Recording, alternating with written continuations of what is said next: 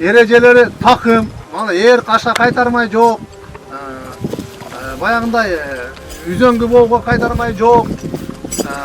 Eğer bayağınday nak takım menen çapmay jigitler. Düşünüңөр ha?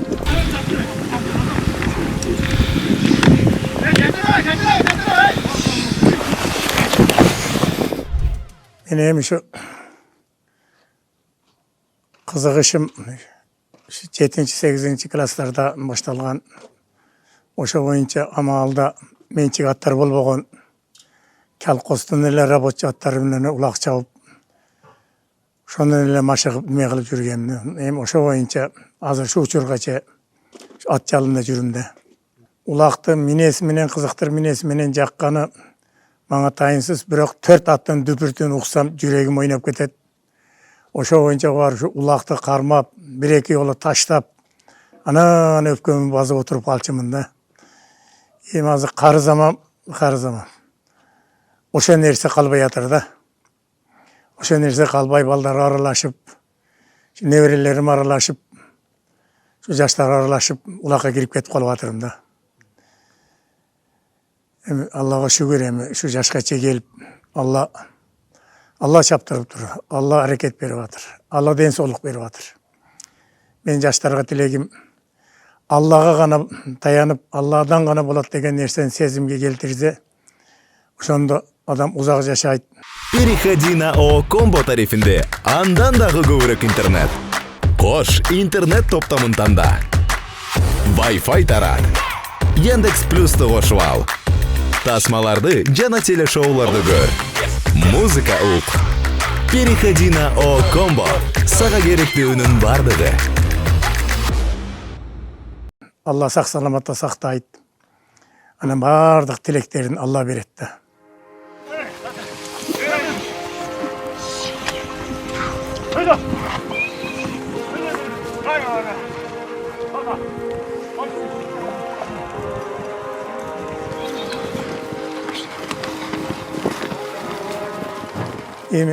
Биздин маалыбызда бая союз болгон, союздун маалында баядан болбогон азыркыдай. Амалда телегей тегис болгон. Ana ошо маалда эң чоңун тай сайыптыр десе адам өлдү болуп кетчү эле да. Азыркы жеңил машинеден катуу салгылаш болчу эле да. Ошо тайларга таштагам. Анан Өзбекстандын Ваха деген жагынан барып 5-6 төө алып келдим. Аллага шүгүр. Бирок Шаткалдын башында бир чоң той болгон. Ошо чоң тойдо жампы сайган. Эмине чуркай бересин жампы сайып коюп турбу деген кеп бар го. Ошол немени ошондо жампы сайган, ошо жампыга таштаганымда ошондо таластыктар менен 40 жигит ойногонбуз. Аяктан 20 жигит, бияктан 20 жигит болуп 40 жигит болуп ойногонбуз. Маназатан дөрүндө ошондо оюн болгон экен. Ошондон кийин ошо акырында жампы сайган, ошо жампыга таштагам. Жампыны колго бербейт экен. Таштаган адамга бербейт экен. Анын ордуна пайга берет экен. Ошондо бир газон машинеде пайга бергенде 18 пайга берген. Эң немеси ошо жампыга таштагам да, мындайча айтканда. Биздин жашообузда эң чоң пайга ошондой болду да. Жок, буну Кудайдан деймин, Кудай сактаса эчке эмес. Жалынганыбыз эми Кудай. Биздин колубуздан эчтеке келбейт. Кудайга сыйынып отурам, бул улакка кетсе деле, Кудай, шулардын көзү жылтырап, көзүмө түшөр бекен деп үйдө тилеп отурам да. Андай учур деле болгон. Буну больницага апарып жаткызып коюп, чоң балам менде бекитип, достору менен калды деп келген бир жолу, эми анда Өзбекстанда. Анда билсем больницага жаткызып коюп келген экен.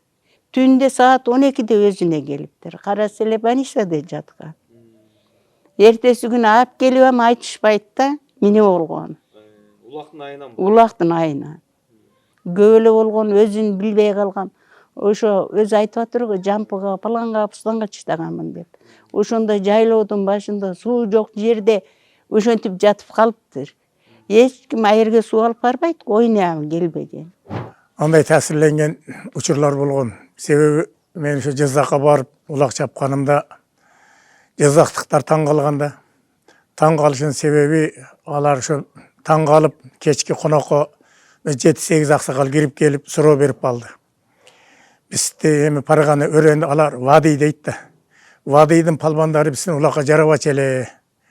Сиз кандайлыктан улакка жарап калдыңыз? Сиз келип бизде улакыбызды акырына төө менен 1000 сом пулга тышладым да. Ошондо эл таңыркап келип, эми али адамды таңыркап алар зыярат дейт экен. Зыярат кылып келишкенде таң калдым да. Себеби тирүү адамды деле зыярат кыла берет экен. Бизде эми мазар очокторду зыярат кылат го. Деп таң калсам, алар анан акыры түшүндүрүп берди да, биз ушундай, биз удумубуз өзү ушундай. Деп өзү бир төө 1000 сом пул ал Союздун маалы.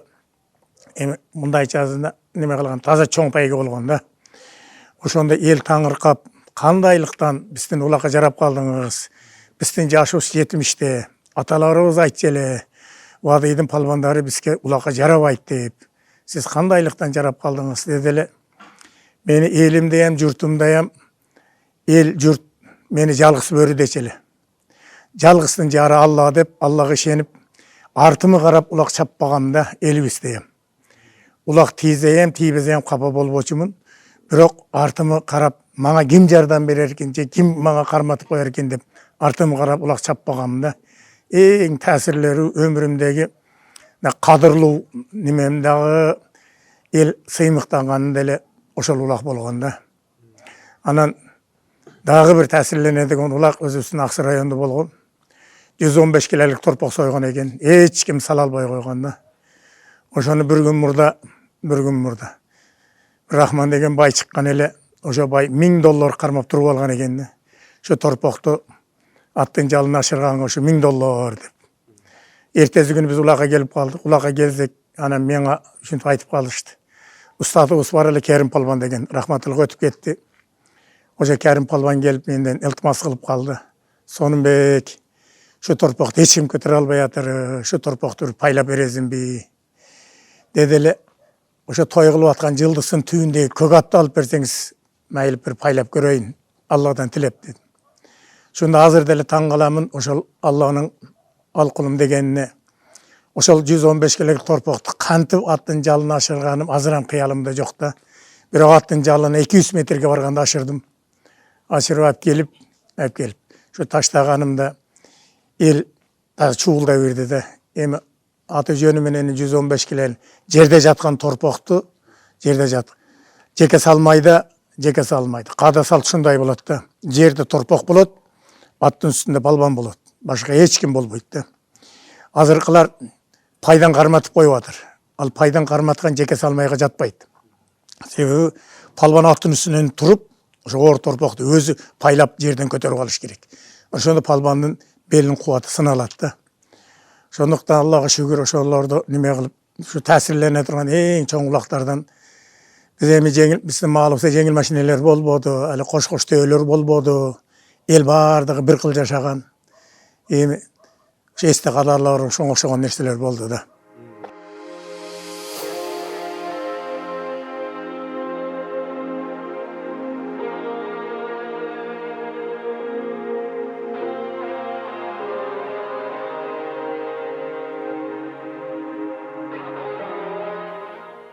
Ал иш эми Кудайдын иши, бирок экөөбүздүн көңүлүбүз бир жерде. Муштайыбыздан экөөбүз сүйүшүп турмуш кылган үчүн буга теге катуу сүйлөгүм келбейт. Бир жактан келсе, буну аттан түшүрүп, атын өзүм алып кирип байлап, бул улактан чарчап келет, мен ат менен болуп калам. Аттаргаян боорум ачып, аттар шунчалык кыйналды, буларчы деп коюп. Ат менен сүйлөшүп. Анын мүнөзү жакшы, бирок раза алгинтип ачууланып отурганда деле мени буну күлдүрүшкө аракет кыламын да. Ичимен эме астапырла деп ушундай кайта Кудайга сыйынып неме кылсам, ана үйдөгү бардыгыбыз отурган күлкүгө айланып кетет. Үйдөгүлөрдү бирок ошо күлкүгө айлантырып, унунан али настроенияларын көтөрөйүн деп аракет кылам. Анан үйдө бир туугандар, эжелерим аябай баягы коркушат да. Атам жыгылып калат, атам карап койгула, атамы абайлагыла, алдында жөлөп жүргүлө дейт. Бирок биз кантсе дагы атамдай болгубуз келет биздин делечи. Анан атам ушундай улак чапканына сыймыктанабыз. Азыр 70 ашып улак чабып жүрөт. Атамын ушул 70тен ашып улак чапкан себеби ушу ден соолугу чың да. Атам бая бала кезинен ат минип, ат үстүндө, ат жалында чоңойгон, чабандес болуп, анан атам көп жаштарга мындай тилек айтып жүрөт: ат жалында жүргүлө балдар, дениңер сак болот. Балдарым, ат жалында жаңылбайсыңар. Эми кепти сурооду туура бердиң, балам. Эми азыркы улактарда пайы үчүн чабып атыр десе туура келет. А биздин учурда пайы үчүн улак чаппаганбыз да. Биз өзүбүздүн рахатыбыз үчүн, Анан мен торпокту жыйындын ичинде кем салганмын. Себеби бир себеп эл рахаттанбай калат. Эл рахаттаныш үчүн торпокту кош байлап көтөрүп алыш керек, белди тикелеп. Ошондо атты жыйындан чыга жиберип, ошондо улакты кайкалап көтөргөнүңдө бири таштап берет дейт, бири көтөрүп кетет дейт, бири таштап берет дейт. Арда сени зрителдериң. Бу киши бир таштап берет десе, бири көтөрүп ашырып кетсең, анан кийин кумары жазылат. Кумар биринчиден жазылат, экинчиден ошо кумары жазылган адамдын жүрөгүнө киресиң да. Жүрөгүндө киресиң. Азыр палбандар чабып атыр, жыйындын ичинден жапма кылып чыгат, ха-ха-ха деп келип ыргытып берген менен мынакта тамаша кылып турган. Мына футболдо бар го. Разалигиндей моментинде алып келип уруп койсо, эл отурган жеринен туруп кыйкырып берет го. Улакта да дал ошондой. Улактын ham ишкостору бар. Улакта ham рахаттангандар бар. Эми ошончо эл бекерден-бекерге барбайт да. Кичине рахат алайын деп барат да. Анын үчүн элге кичине рахат тартуулаш керек да. Мен ошентип элге рахат тартуулап, жеңилирээк торпок болсо бир таштап берип, кайта көтөрүп, бир таштап берип, кайта көтөрүп атка салчу элем да. Эми мен муну өзүм айта бергеним менен, башка кыла бергеним артымда турган эл, бу аксакал төгүн эле айтып атыр деши мүмкүн. Бирок мени эл билет да. Менин кандайлыгымды эл билсе болду деп, ошо азыркы сенин сурооңа бир 1,5 сомдук патинус, 3 сом пул же 1 сом пул берген учурлар эм болгон да. Бир торпок таштаганыбызгачы. Болбосо келөш, гүрзөбөй өтүк, же чамадан, же челек бар. Шу челекти эм жамбашыбызга канжыгага байлабанып, ара-тора тиктеп коюп, рахаттанып келчелек да. Шу улакты таштаган болсо шуну берди деп. Ошо челекке жетишем кыйын болгон да. Улак сакал Сонунбек ака азыр 72 жашта, Орто Азияны кыдырып чапкан кишилерден да, мындай айтканда легенда, азыр тирүү легенда кишилерден. Улакка салымын кошуп, Өзбекстан, Тажикстан, Казакстан ошондо айланып улак тартып жүргөн киши. Анан бул кишинин эмгеги аябай көп. Бизди да ушу улакка үйрөтүп, ушу кишинен көп нерсени үйрөндүк. Эң негизи бул кишинин мындай айтканда адамгерчилиги. Ушун канча улак тартканын көрсөм, бирөөнү сөгүп же бирөөнү түртүп, мындай немеси жакшы да, мамилеси, адеп аклагы. Анан өзү улакты катуу тартат. Азыркы күндө деле анча-мынча улактын ширагы тийип калса бизден жулуп алат. Эми Кудайга шүгүр, биз деле азыр мына 54 жаштабыз. Бирок бул кишинин тилейт элек, ушу Алладан суранат элек, ушу кишинин жашы жетип, биз да ушу кишидей улак тартып, ушу кишидей жаштарга үлгү болойлу деп. Мен деле чаңагымда чаңатама окшош улак чабгым келет. Азырынча чаңат эмесен ушундай кичинекей эле ат менен, анан болсо чоң, мен деле чаңагымда чоң улак чабам. Буюрса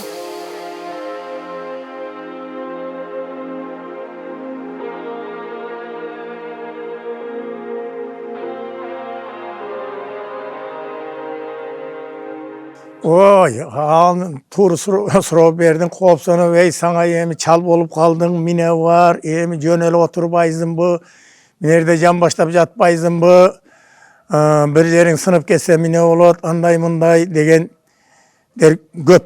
Birinci kempirim aytat, anan kızların dele, baldarın dele, boldu kılbayız bak sakalanda, ata anday mınday degen sözlördü köp aytışat. Emi anga meni yüregim koybayt da. Yüregim koyboy. Sebebi Allah bergen bu ışık koyboy degen de. Hazır deli 5-6 at toprap ketet olmasa yüregim olup ketet de.